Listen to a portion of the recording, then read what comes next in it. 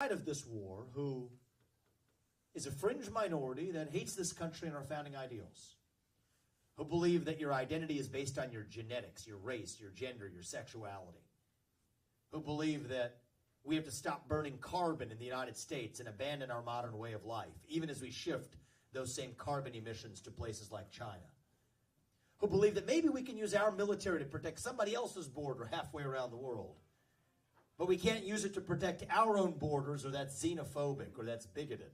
Oh, and by the way, if you disagree with any of what I've just told you, that automatically means you're a racist or a homophobe or a transphobe or a climate denier.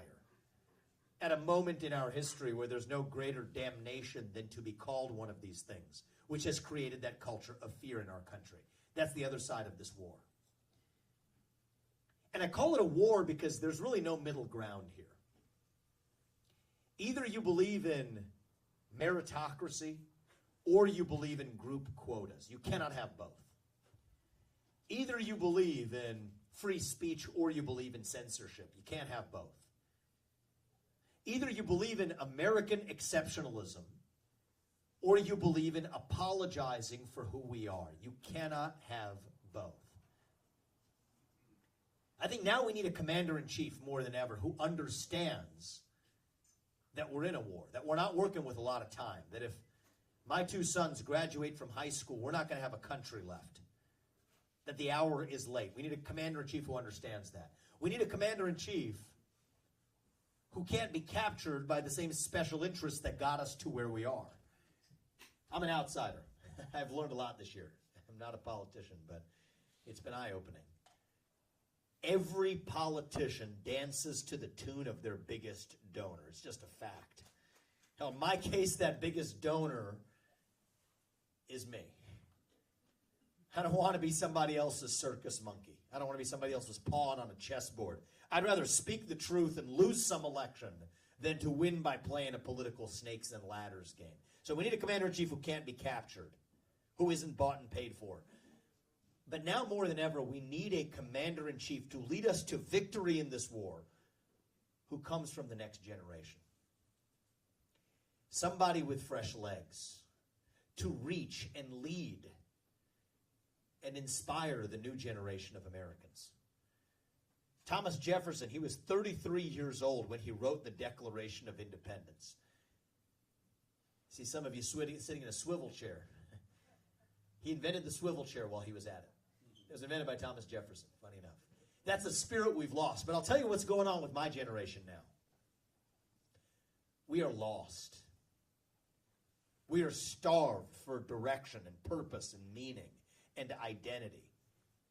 At a time in our history when the things that used to fill our heart, fill our void, patriotism, family, faith, hard work, these things have disappeared. And that leaves a moral vacuum in our hearts. And when you have a vacuum that runs that deep, that's when the poison fills the void. Wokeism, transgenderism, climatism, COVIDism, depression, anxiety, fentanyl, suicide. These are symptoms of a deeper void of purpose and meaning. And the left is really good at filling that void. They'll give you their vision. It's not the right vision, but they'll give you a vision. Race, gender, sexuality, climate. I want us now stepping our way up a little bit. Stepping up as a Republican Party. Offering a vision of our own. We can't just criticize the other side's vision. We have to say, what do we actually stand for? Individual, family, nation, God. That beats race, gender, sexuality, and climate if we have the courage to actually stand for something. We can't just be running from something anymore. We've got to start running to something, to our vision of what it means to be an American. What does it mean to be a citizen of this nation? I'm an America First conservative. I don't apologize for that. My job as your next president is like my job as a father, my duty is to my family. As your next president, my duty is to you, the Americans who live here in our own homeland. But to put this country first, we now have to rediscover what this country is. What does it mean to be an American today? To me, it means we believe in those 1776 ideals. The idea that you do get ahead in this country, not on the color of your skin, but on the content of your character and your contributions. That is why I've said that we will end group quota systems and race-based quotas and affirmative action in every area of American life. It's been a cancer on our national soul, and we are done with it. It means we believe in the rule of law. And I say this as the kid of legal immigrants to this country. That means your first act of entering this country cannot break the law. That is why we will use our own military to secure our own southern border and our northern border too. That's what it means to stand for the rule of law in the United States of America. Thank you. It means that we, the people, create a government that is accountable to us, not the other way around. That the people who we elect to run the government ought to be the ones who actually run the government. Not the shadow government, those three-letter government agencies that are actually running the show today. So you know what? If I can't work for you for more than 8 years as your next president, which is a good thing for sure, then neither should any of those federal bureaucrats reporting into me either. 8-year term limits for the bureaucracy instead of civil service protections. That's how you drain the swamp. 75% reduction in the number of federal bureaucrats by the end of my first term. That's how you drain the swamp. Don't start with last year's budget as the baseline and then try to tinker around the edges. No, start with 0 as the baseline and ask what's actually necessary. Shut down redundant government agencies, many of which have become so corrupt they shouldn't exist, from the FBI to the ATF to the CDC to the U.S. Department of Education. Get in there and shut them down. That's how we're going to revive the integrity of a constitutional republic in this country. Elections we can believe in. That's something we deserve as Americans. It's who we are as Americans. Single day voting on election day as a national holiday. Paper ballots. Government-issued voter ID to match the voter file. And yes, English as the sole language to appear on a ballot. That's not controversial. That's common sense. These are not black ideas or white ideas. These aren't even Democrat ideas or Republican ideas. At least they shouldn't be. These are fundamentally American ideals that we fought a revolution to secure in this country. And I believe deep in my heart that those ideals still exist. I'm running for president to revive them.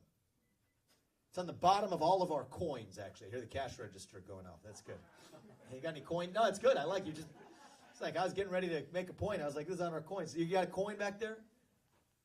Let's take one out. Cut a quarter out. What does it say on the back of this coin? That's right. United States of America. In God we trust. Liberty. E pluribus unum. From many, one. That's what we've lost in this country. We've celebrated our diversity and our differences so much that we forgot all of the ways we are really just the same as Americans, bound by that common set of ideals. Here's how we're going to get it back. It's going to be by all of us. Not just me, all of us. Starting to speak our minds in the open again. Say in public what we'll otherwise say in private at the dinner table. Say it with a spine. Say it with conviction. Say it with respect. But part of respect is that you respect your neighbor enough to tell him what you actually think. That's what we're doing in this campaign. Speaking the truth, not just when it's easy, but when it's hard. Speaking the truth, not just to the Democrats on the other side, but to our own side right here in the Republican Party. That's when it's hard. That's what I'm doing on that debate stage. There's a reason why I'm the only candidate in this race who's able to even touch certain topics. The carbon dioxide capture pipeline that's using eminent domain across many parts of this state. That's unconstitutional. It's wrong. The January 6th protesters that were peaceful who deserve a pardon when I'm in office on day one and will get one on my watch. The Ronna McDaniel, the failed chairwoman of the RNC, needs to step down and resign so we can reform this party led by really a bunch of losers who it's been for the last team in the party establishment at the top of the national RNC. Clean house and actually revive accountability in our own party so we can revive accountability in government. There's a reason why I'm the only candidate who's able to say these things. The Republican Party establishment does not approve of this message. Okay, I'll tell you that. They said I won't get another cent of funding from the RNC. Why? Because I criticized our own leadership? I don't report to them. I report to you, the people of this country. If you want to vote for somebody who's going to speak truth to power, then vote for somebody who's going to speak the truth to you. That's what we're doing every day in this campaign. Speaking the truth, not just when it's easy, but when it's hard. Speaking the truth with a spine, with conviction, without apology. That God is real. That there are two genders. Never thought I'd have to say that one. That fossil fuels are a requirement for human prosperity. That reverse racism is racism. That an open border is not a border. That parents determine the education of their children. That the nuclear family is still the greatest form of governance known to mankind. That capitalism is still the best system known to man to lift us up from poverty. That there are 3 branches of government in the United States, not 4. And that the U.S. Constitution, it is the strongest and greatest guarantor of freedom in human history. That is the truth. We fight for the truth. We stand up for the truth. That is what won us the American Revolution. That is what reunited us after the Civil War. That is what won us 2 world wars and the Cold War.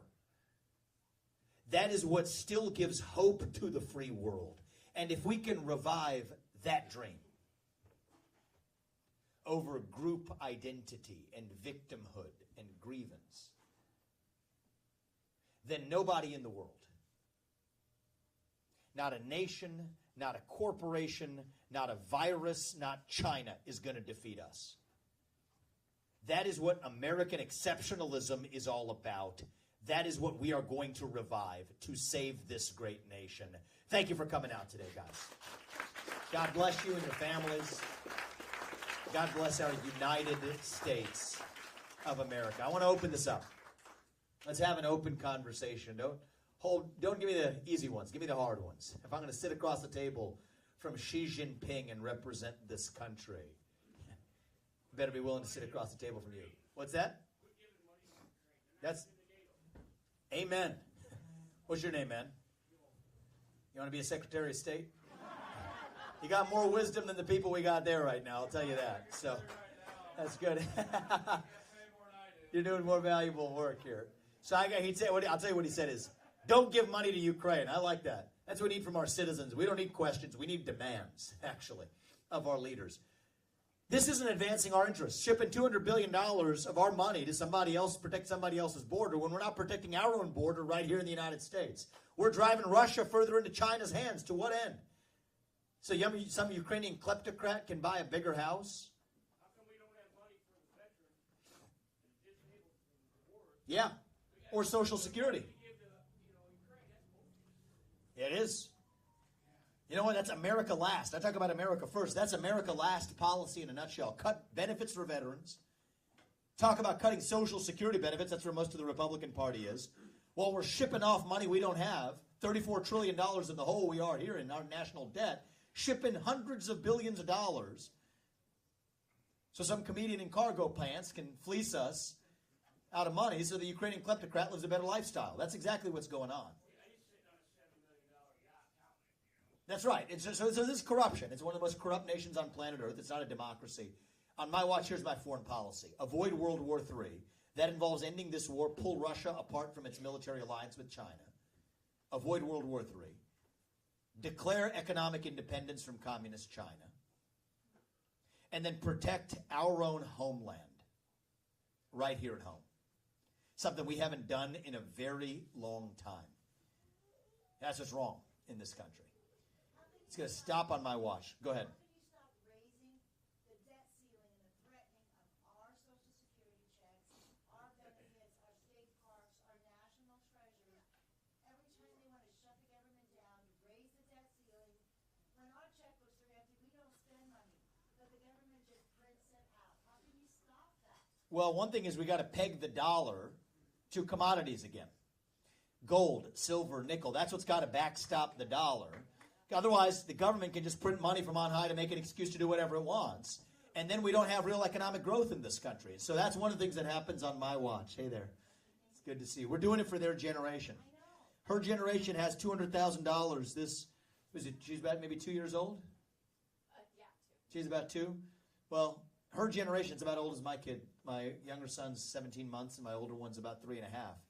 Their generation has about $200,000 on debt on their shoulders that they didn't sign up for.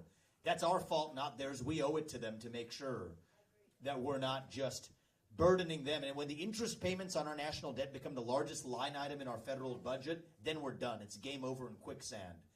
I'm going to make sure we don't get there. That's my job as your next president. You put me there, we get that job done. The gentleman there will come to you, and then we'll come up here. Thank you very much. Thank you. Love having you here. Thank you. Love what you're saying. Thank you, Okay. brother. There's another guy in the Republican Party that's running for president, and the first 3 letters of his last name are those 3 are standing right behind him. Yeah, is that right? And he also, at least to the best of my knowledge, when I've heard, funds his own campaign. So, used to at least. So, my question for you is, other than What's different? age, Yep. other than age, how would you distinguish your thoughts and position over his? Sure, so we agree on 90% of things. There's some areas where we have differences. I'm the only person who's taken a stand on this carbon capture pipeline. Are you guys familiar with that in this room? I mean, there's certain issues that nobody's going to touch other than me, okay? I mean, there isn't a single other Republican that's able to take a hard position on this carbon dioxide capture pipeline. I was with Steve King, who we were traveling the northern part of the state. I think I only got to know him recently. He was shocked that I'm the only guy who's in the major candidate in the Republican field who's able to do this. So there's some policy differences here and there for sure. But the real difference is this. It's twofold. I do think it's going to take somebody with fresh legs to do this. If I was going to be in my 80s and I had 4 different battles, 6 different battles I keep track on a given day, I wouldn't want to put him through this. I respect Trump and his legacy. Everybody else is criticizing some decision he made. I respect his legacy. But to take our America First agenda to the next level, it's going to take fresh legs. Thomas Jefferson, I told you when he was 33. It's going to take that next generation, in part to reach the next generation. It's not just being younger. We have a crisis of national pride in this country, a 25% recruitment deficit in our U.S. military. We're reaching young people at a scale that this party has not done. It's part of why we're going to win the Iowa caucus, actually. We're going to deliver a shock on January 15th. The polls, I think, are off because many of the people who are supporting us, they're not polled, actually. I've been to these college campuses. 0 of them are polled. We'd be in a room like this. None of them have been polled. Many of them are coming out to support us. So I can reach that next generation in a way that nobody else in this race can. And then I'm going to say something else, too, which is they duped Trump, actually. The managerial class in the deep state. They told him you can't fire those employees because of so-called civil service protections. Well, read the law. Those civil service protections only apply to individual employee firings. They do not apply to mass layoffs. And mass firings are absolutely what I'm bringing to the D.C. bureaucracy. So I look over, as Trump rolled the log over, we saw what crawled out. I'm bringing the pesticide, okay? And I think that's a unique combination. Because I don't know if any of you have been business owners or run businesses. You hired people. You got to know people have different skills. On one hand, we need an outsider. You're right. Somebody with sharp elbows that breaks things. I've got that. Trump's got that. You've seen that from me on the debate stage. I'll bring that to Washington, D.C. Trump has that too, okay? But it takes an outsider who also knows and understands the Constitution of this country. And those two skills don't usually go together, actually. They don't. They're not naturally together. And for me, my faith is what guides me to this. I believe God put each of us here for a purpose. That he endowed each of us with our own unique skills and gifts. And it's up to us to ask, how do we use those gifts to achieve the maximum positive impact we can have in the short time we're given? And I think it's going to take both of those things. And so if I'm going to swear an oath to the Constitution, I better darn well know what it says and keep that oath. And I think I'm going to be able to bring both of those things to bear together in a way that's different than anybody else in this race. I appreciate the question. Thank you. We'll go to this young woman right here, and we'll come here and go back. Do you value a separation between church and state at all? Because I went to Dartmouth. I know how toxic woke ideology can be. But in this county, we have people banning books because of the other side of things.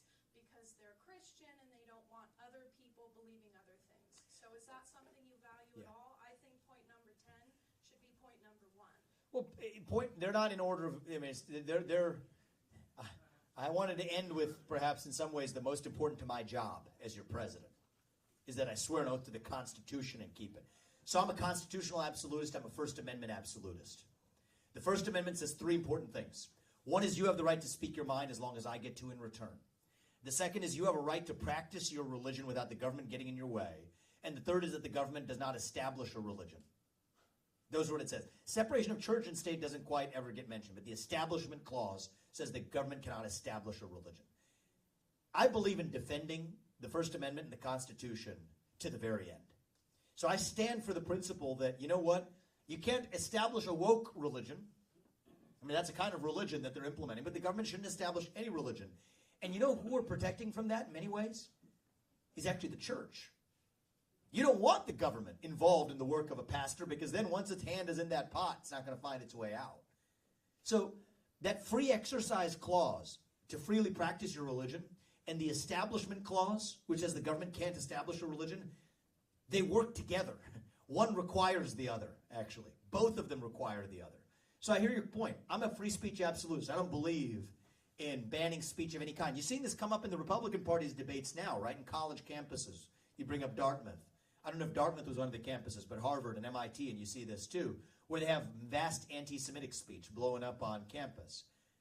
It's heinous. It's ugly. It's disgusting. I mean, these students are lost. But now you have Republicans calling for, you got Ron DeSantis, Nikki Haley, a bunch of them have supported disbanding Student for Justice for Palestine, saying they can't have those protests. I reject that. Do I agree with what those people are saying? Of course I don't. But we respect free speech in this country. The beauty of this country is you can take the flag and burn it outside and say death to America. Is that a beautiful thing to say? Of course it's not. It's heinous. I would condemn it. But I'm still proud to live in a country where you have the right to do it. That's what makes America great. That's what makes America itself. And I think this is one of the divides. There's 2 divides in the Republican Party right now. One is foreign policy. Most of the Republican Party still wants to ship our money to Ukraine and call it a day. And the second thing is the Republican Party is prepared to use the methods of the left to fight back against the left. I'm not. I swear an oath to the Constitution. I intend to keep it. That was a brave question, and I appreciate it. And I think that's one thing that differentiates me from the rest of this field, and I'm glad you asked that question. Thank you. I've got a question about the war you talked about, and I really believe there is a war between good and evil, truth and lies.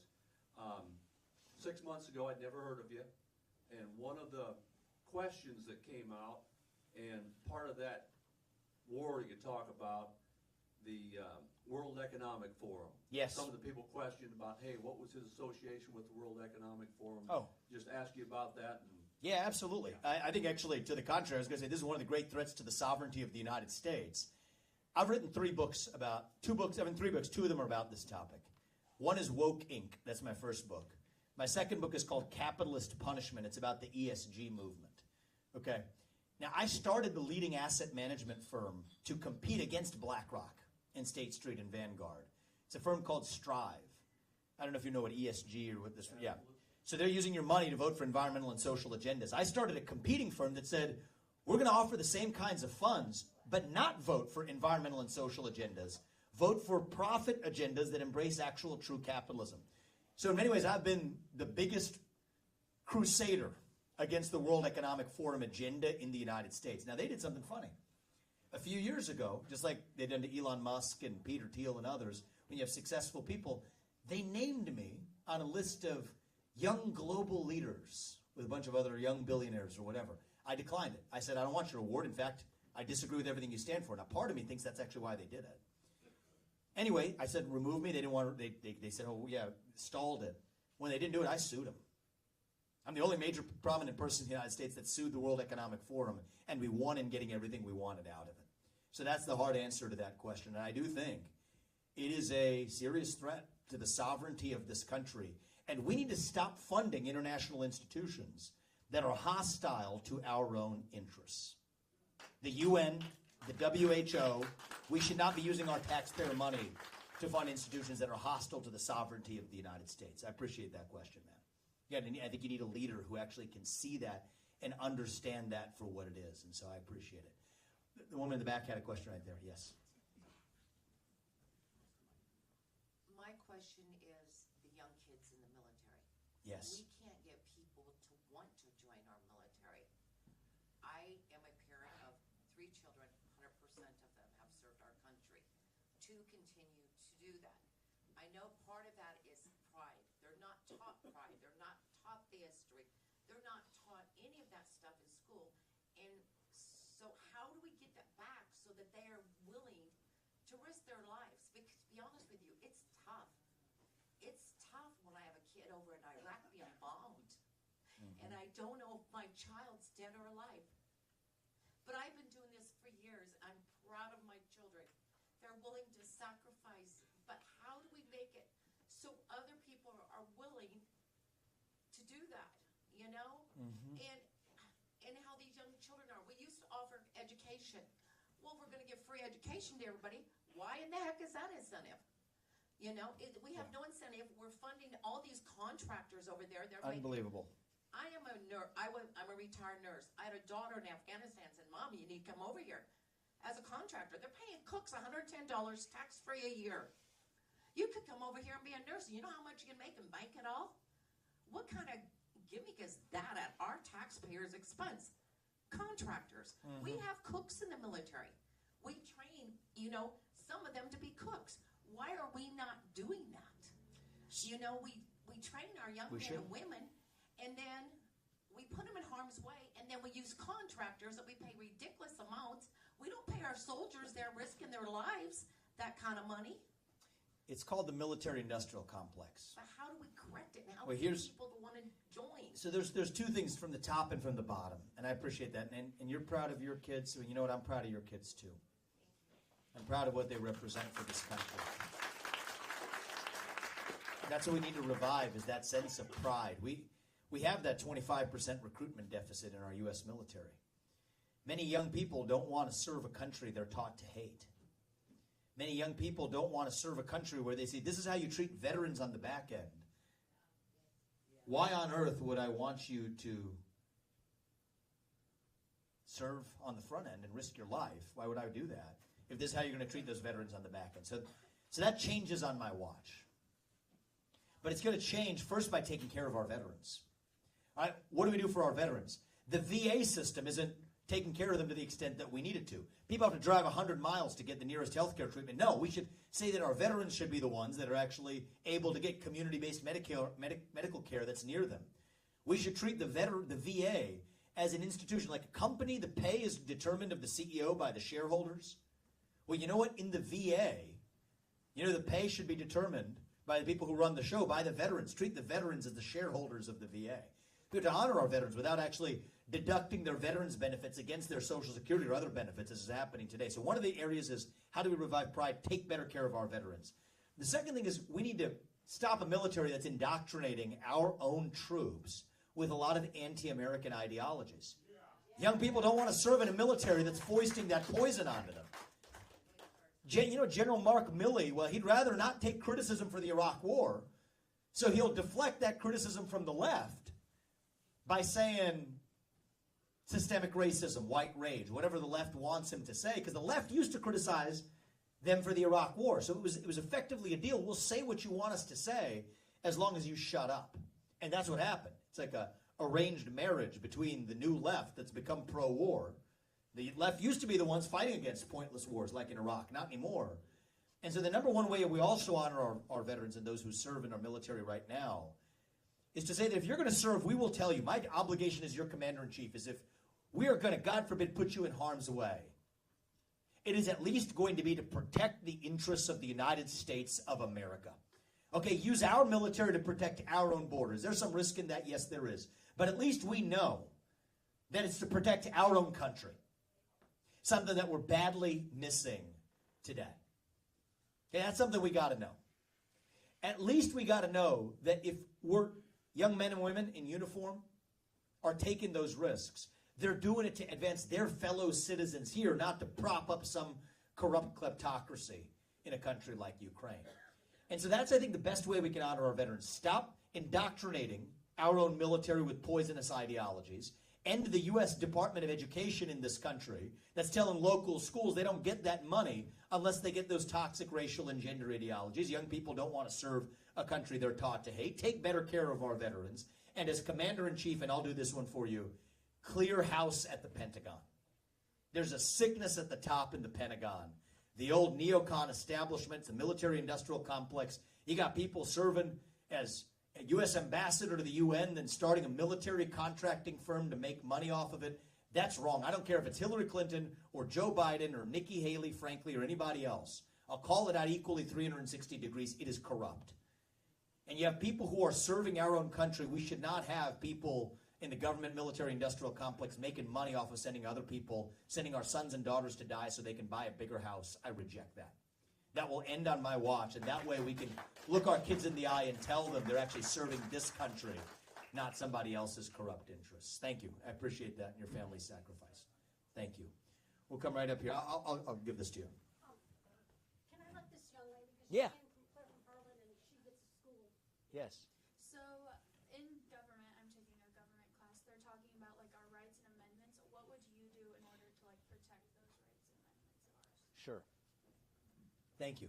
Are you in school? What I'm 17. I'm junior in high school?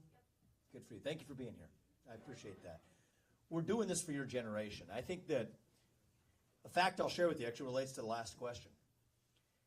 60% of young Americans say they would sooner give up their right to vote than to give up their access to TikTok.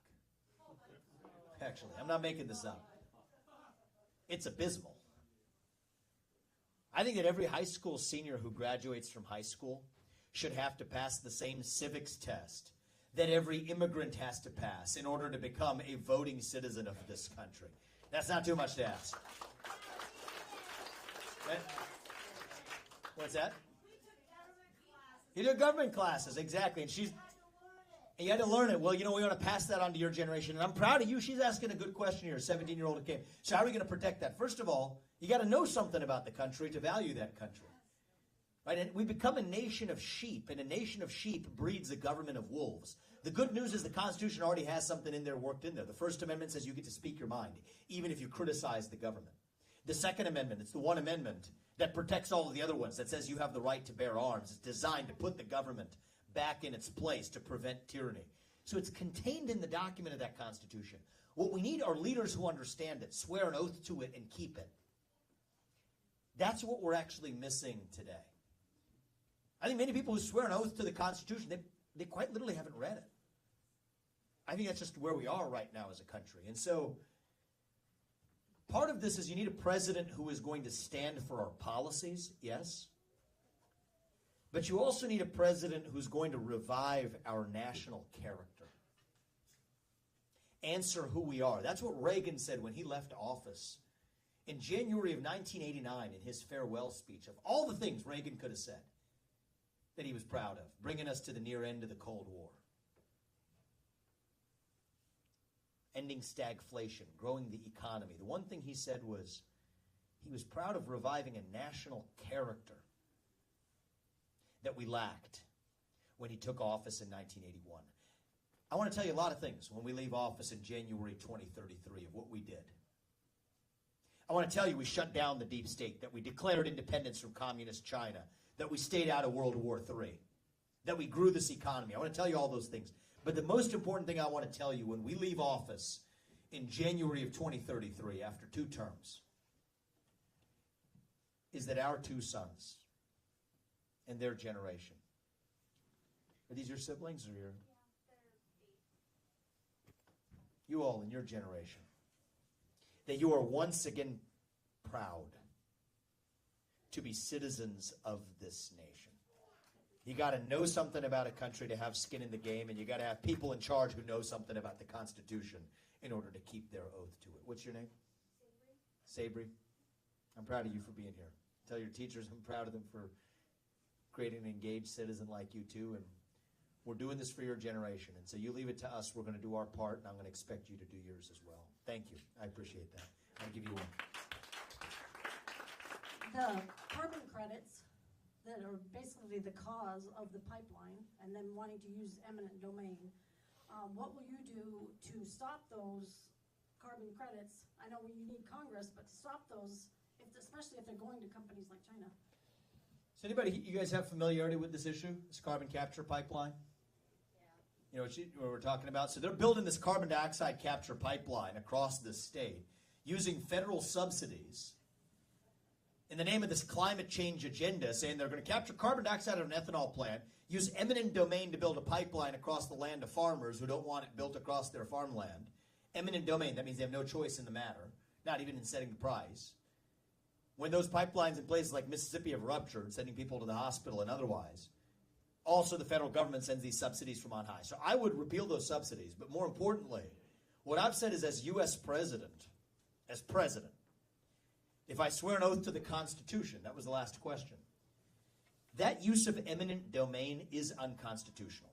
It is not necessary to remove carbon dioxide from the atmosphere. This climate change agenda is a hoax because it has nothing to do with the climate. And I'm sorry, I'm just going to say that out loud, okay? We got to call that out for what it is. And so if that agenda is a hoax, then why on earth it's not necessary. Eminent domain can only be used if something's necessary. So as U.S. president, if they're using eminent domain to build a pipeline across, I say that I will not disburse those funds to anybody that's using eminent domain, period. We will then take that to the Supreme Court and we'll win, saying that eminent domain can't be used for these purposes. That's how I'm going to do it. I'm the only candidate in this race that's taken a clear position on that issue.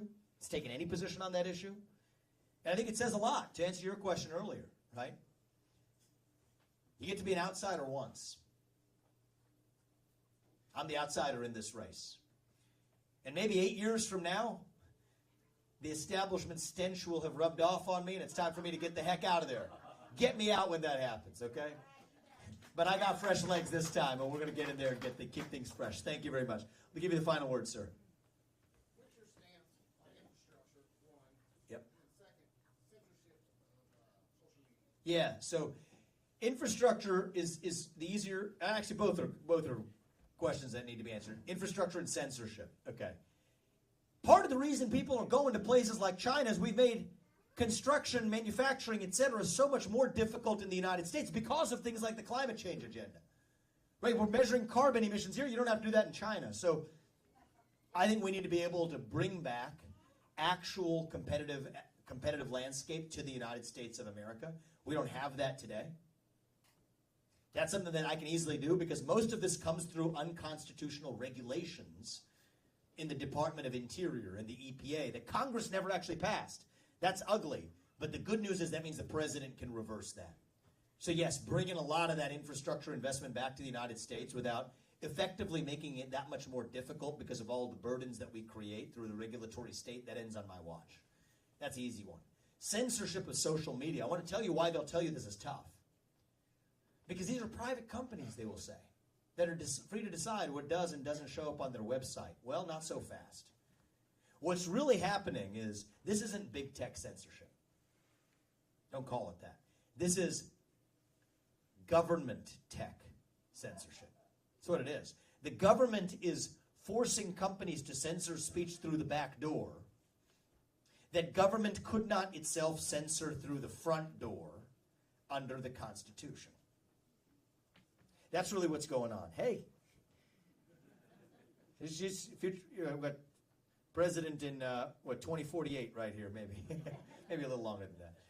But that's what's going on. So if it's state action in disguise, right? If the government's threatening a tech company to take down the speech behind closed doors and the tech company takes down that speech, that's not a private action, that's government action.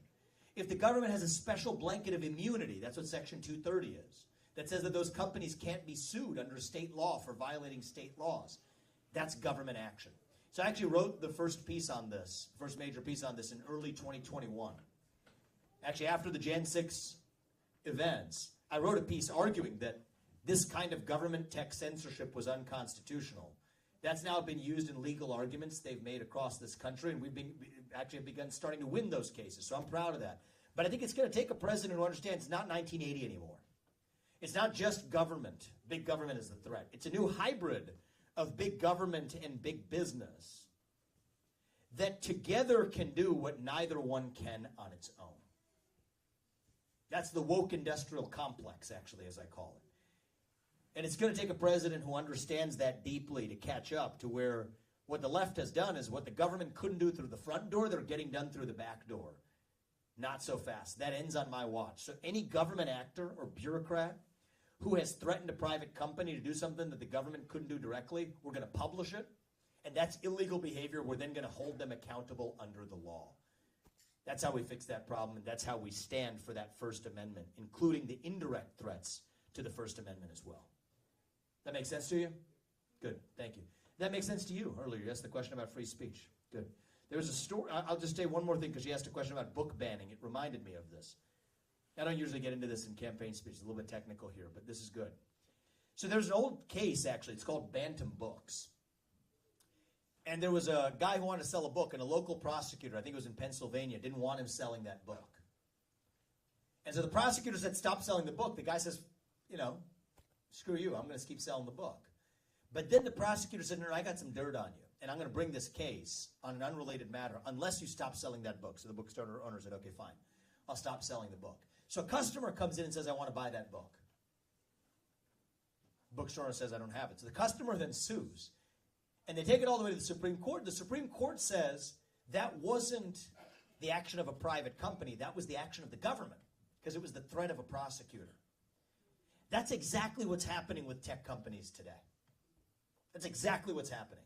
They're threatening the tech companies to do what the government couldn't do directly, but then saying it's a private company. No, it doesn't work that way. So in some ways ties to your earlier question about book banning, a different kind of book banning. But if it's state action in disguise, the Constitution still applies. And we need a president who understands those threats to liberty. They're complex, they're deep. They're not what they were in 1980. And it's time to wake up to that new reality. Last question. Would you ban TikTok? One more. And give me your explanation why or why not. Yes. So what I would ban is forced data transfers to the CCP. That's the right answer. It's like a random politically popular thing to say, oh, there's this one platform that we all somehow learned the name of, and just ban that one. I mean, 6 out of the top 20 apps are Chinese apps in the App Store. Let's open our eyes to that. Many American companies that are doing business in China, like Airbnb, a couple of years ago, this was reported by the Wall Street Journal, I wrote about it in my book, handing over U.S. user data to the Chinese Communist Party because the Chinese Communist Party demands it as a condition for doing business there. So get to the root cause of what's going on. This is rampant across the U.S. economy. This typical Republican Party BS, really, in my opinion, is pick one random slogan. They don't know the first thing about what the hell they're talking about anyway. Stick to that slogan without actually getting to the root cause of what's going on. U.S. companies, Chinese companies, all alike are using your data and handing it over to the CCP. That's wrong. That needs to end. That's what I would put an end to. What I would also put an end to, and this is a different point, it's not about the data privacy. It's about a mental health epidemic in our kids. Kids below the age of 16 should not be using any addictive social media app. So as an adult, you're free to do what you want. But if you can't smoke an addictive cigarette by the age of 18, or you can't have an addictive drink of alcohol by the age of 21, I mean, they card you here for drinks. I'm sure they carded you, sir. You know, I'm just kidding. You look young. But I would say this is, if you can't do that by the age of 21 or 18, you should not be using an addictive social media app, Instagram or TikTok, before the age of 16 either. That's where I'm at. So kids have to be protected. Kids aren't the same as adults. But those are more precise answers, because I'm a guy, I don't like sloganeering and box checking. I like getting to the root cause. Root cause problem number one, data transfer to the Chinese. Ban that for every company, not just one that happens to be in the news. And then, you want to deal with social media in kids? Yeah, I do too. If they're 16 or under, they shouldn't be using it, period. And I will ban it. Thank you. That's a great question. All right, what about our ballot voter security? Okay. My doctor's office on Wednesday, and I'm in the parking lot, and it's like out in the middle of nowhere from Nebraska Hospital. And here's this ballot box. Like, right there is like perfect opportunity to stuff the ballot box. That's bullshit. I mean, I wouldn't have them like put your votes and everything into the government. We know that don't work. Right. Maybe the sheriff's department or the police department has to trust them. Anybody but our government. I don't trust them at all. Right. So,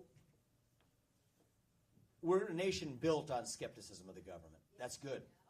As I said, a nation of sheep breeds a government of wolves. So, here, I said it before, I'll say it again. It's real clear. This is not complicated stuff, guys. Single day voting on election day. Make it a national holiday so people can all not have to go to work or anything else. And that can unite us, actually. I think that's a day for national unity. With paper ballots and government-issued voter ID to match the voter file. Driver's license to match the voter file. And then English as the only language that's used. That's not complicated. We put a man on the moon, we can do this. It takes just the political will to get it done. Now, I need to win this election to do that. So there's a little bit of a twist there. Right? You got to win the election to be able to actually implement that. Well, how do we do that? This cannot be a 50.1 election. This can't be 50.1. This has to be a moral mandate, a landslide. Goes back to that first question of my ability to reach the next generation of young voters. Bring them out in droves. That's the difference between 50.1 and a landslide. And a landslide minus some shenanigans is still a decisive win. That's what it's going to take. That's where we are as a country right now. And I think I'm the only candidate in this race who can bring that next generation along, bring that unconventional coalition along to actually deliver that landslide victory. We do that, then we lay the proper rails, and we have an electoral system that we can actually trust. And let me say this in closing tonight. We get a lot of questions, and it pains me to hear a question like yours, a mother worried for her son who's serving this country. What's that? It's actually daughters. It's My son served 6 years. your son served. It's your daughters now. My daughters each have 16 years, and then I have a son-in-law that has 18 years. All of them, 4 of them. My daughters have been deployed at one time. So 4 of them. Your son, son-in-law, daughters.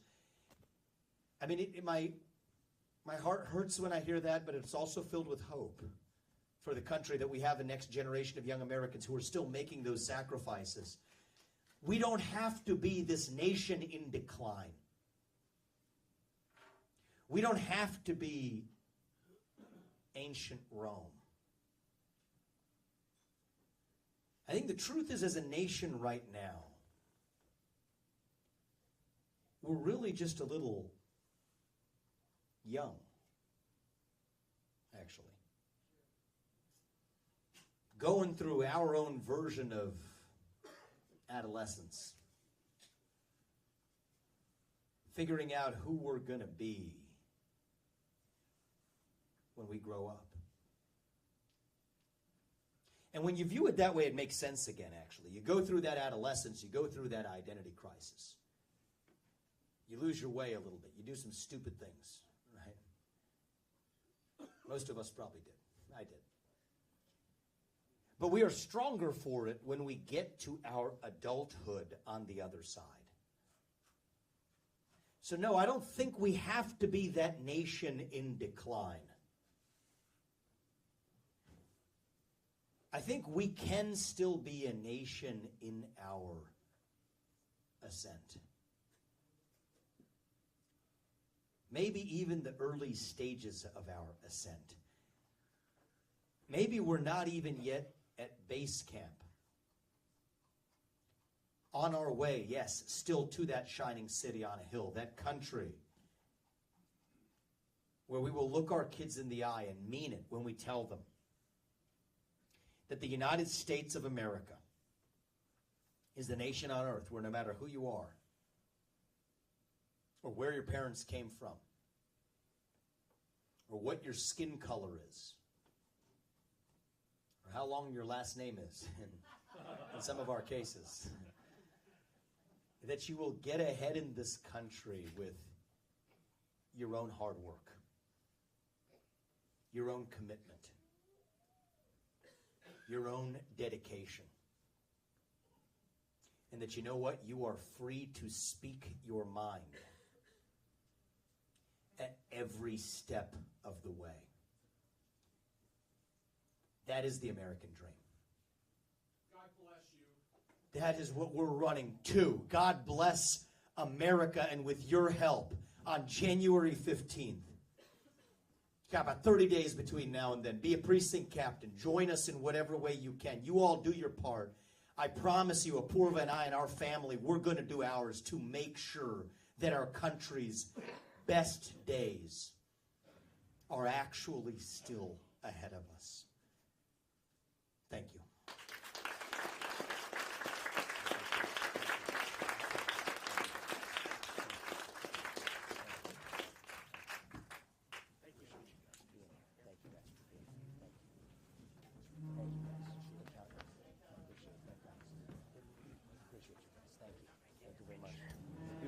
Great town here. Yeah, I love being in Western Iowa. Yeah. Hey. Oh, we would love this. Let me take with the young lady, and then yep. Thank you.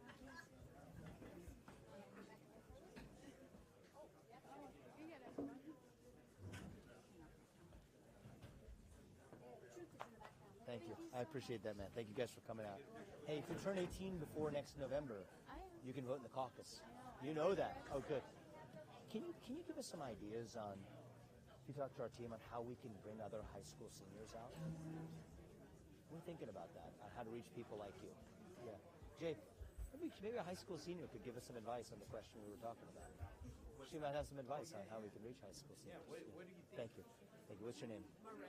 Murray? It's good to meet you. Thank you for being here. I like that. It's nice. You want to take a picture? Yeah, like You have someone have a picture? Someone have a... Thank you. Come on next. Yeah, absolutely. Thank you.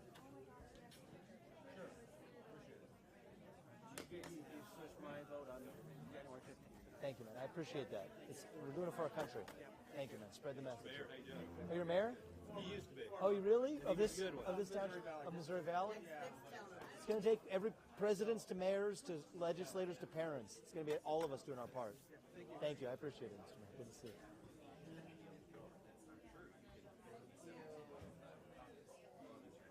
Thank you. I appreciate that. Thank you, man. I appreciate that. Thank you. Thank you for having me. I appreciate it. It's good to see you, man. What's your name, man? I'm Brandon. Brandon, good to see you, Brandon. Thank you. Which ones did you listen to me on?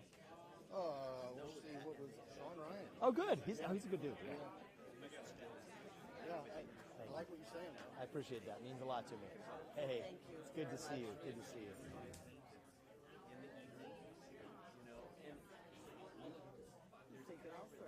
Thank you. I appreciate it. Thank you very much. I appreciate that. Thank you for being here. Thank you, guys. What's your name? Thank you for being here, Mark. Thank you. I appreciate it. Great question. Thank you for the World Economic. Politics is it's a funny game. Yeah. Thank you very much, man. Hey, what's your name? I'm Brandy. Good to see you, Brandy. Yes, I've been wanting to meet you. Well, here we are. Yes. So thank you.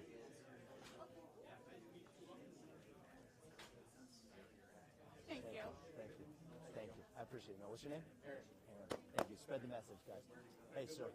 Hey, Thank you, man. can I ask you a question? Yeah, absolutely. It's not really a question, but how would you feel about adopting some kind of program we have our elections, we have 455 congressmen, we have 100 senators, we have 50 governors, and 1 president.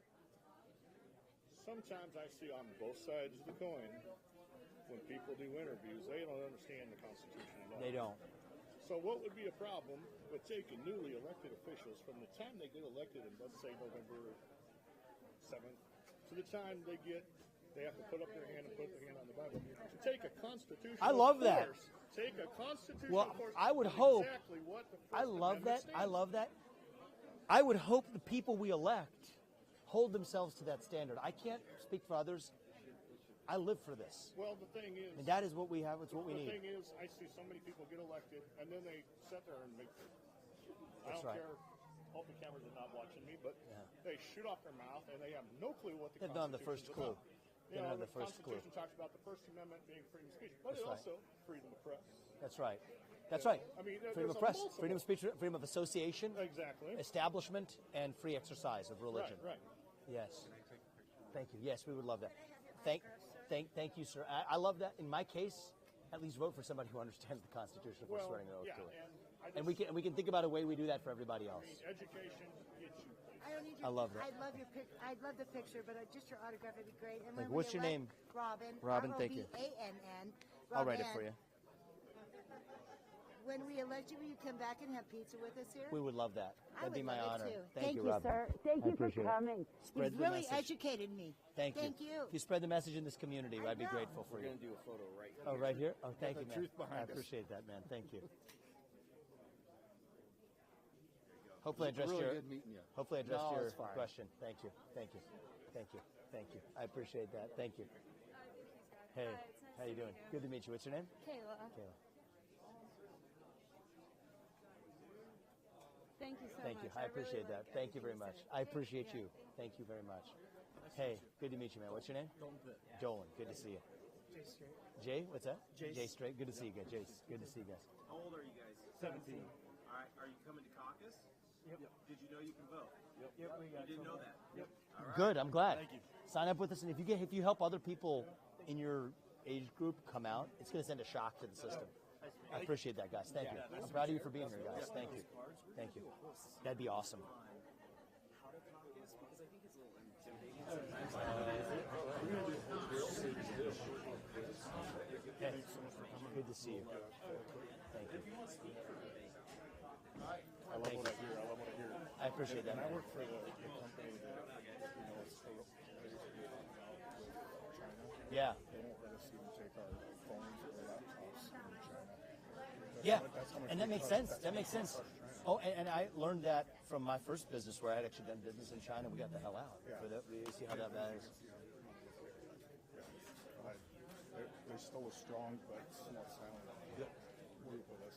Silent no longer. Yeah, exactly. And spread the message here for some. You bet. Thank We you. do your part. We're into ours. Yeah. That's a good story. Hey, good to see you, man. What's your name? Mark. Thank you. I appreciate it. Answer on, you said 7 Yep. cut off those state boundaries where it's good for some American citizens. No, we got to have minimal constitutional carries the law of land. Last That's the answer. question. I mean, that's like an amendment. We still have to deal with the restriction by CMS. Yeah, I know, it's insane. I mean, I think that CMS is a cancerous bureaucracy. We need a 75% headcount reduction there as well. A lot of that money could be returned to the people. We get to make more things we can do is isolate. That's right.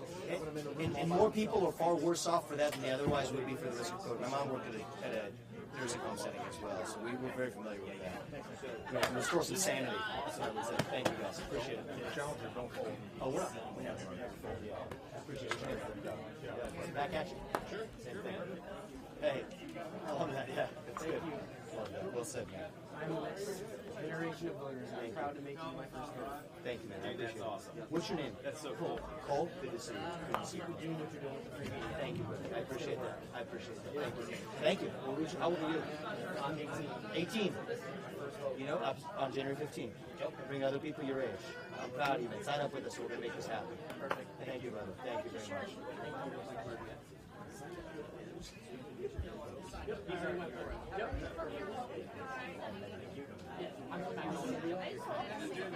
Thank you very much.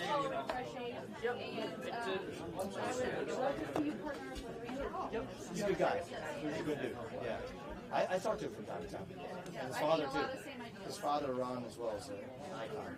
Spread the message. You've been to Iowa Caucus before? But we need you this time. First time we're here, so love it. Did you sign up with us? Yeah, you spread the message. Oh my gosh, good to see you. Yes. Hang out for the minute. Yeah, sure. Thank you. Hey.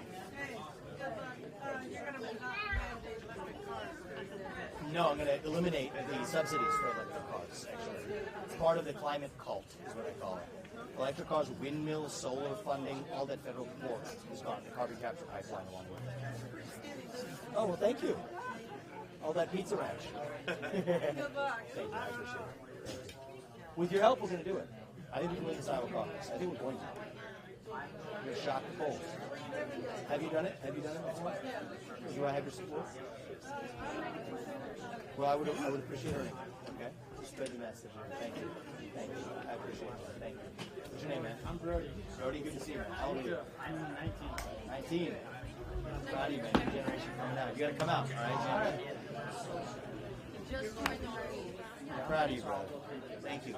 Very proud of you. I'm proud of you for raising your man. What's your name? Gina.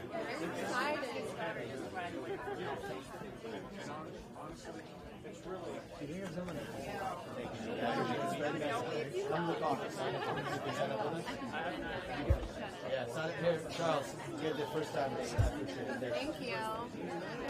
Proud of your family. Thank you, guys. Is that right? Oh, good. Thank you, man. Proud of you, too. Your press secretary. Yes. Yeah. My brother is in the Air Force, yes. Yes. Thank you. It's a tough one. I appreciate The it. toughest year was when they're both employed at one time. Do you have me over just a quick story about her?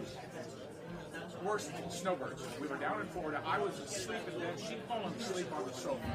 And in the middle of the night, I hear her screaming, "Oh my God, they hit Christie's base. They hit Christie's base." A news came on. And that's the first she woke her up. And I tell you what, I didn't have any grandkids. Okay, well, I got his number, so I'm good.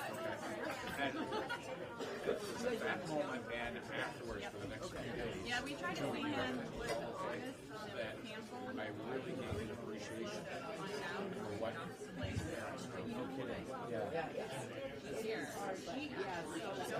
Yeah, but he had That strikes me first place. It strikes me. I'm sorry to Now, do you want to hear anything about that? Yes. I was in a fog when she was screaming that, and I said, "What do you mean somebody hit Christy's face? What do you mean they hit her face?" That's really funny. That's really funny. Thank you. Well, I finally got a text message, Mom, I'm alive. I was just so happy. And I called her brother, and I said, she's alive. And he goes, is she okay? I said, I didn't even know. Oh my goodness. Because there was one fatality out there, and then injuries, and you don't want it to be the ratio. No. You know. I know exactly. Well, that's a fair reaction. So, thank you for sharing. I Well, appreciate thank you very much. it. Means a lot. Spread the message in this community. Yes, Your family's back. and then, Oh, but still, you can still volunteer between now and then, though. What's that? We'll volunteer between now and then. And we can do things in Florida when we get there. We'll make a restaurant. She'd like to take. Oh no, Linda. This is about you more than this me. gentleman came with us.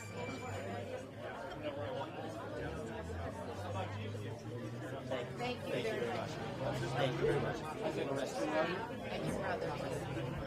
Hang in there. It's a tough one.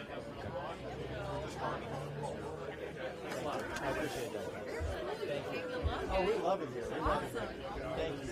I appreciate that. Thank you, man. I appreciate your questions and spirit. You got your back. Big time fish out here. I'm pro-life, but I think that men need to take more responsibility. So if the woman brings a child to term, she can make the man responsible for raising it, so we're all in this together. That's what I'm Yeah, well, it better be, we can make it more that way, is what I would say. So thank you. A restroom. That is, I like it.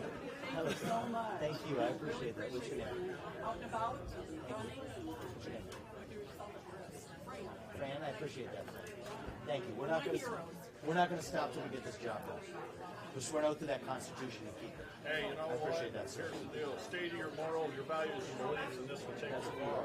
you may have obstacles to jump, but if you stay true You to overcome yourself, That guy's and you you got be it by reasonable, purpose. You got it by you can purpose. get a lot of things done. I talked to one of your guys going around I had. I gave him a card, told him about a concept I have, maybe for some advertising for you. So We would love that. We would love if you get a that. chance to look at it, give me a call, and I'd gladly come and see you.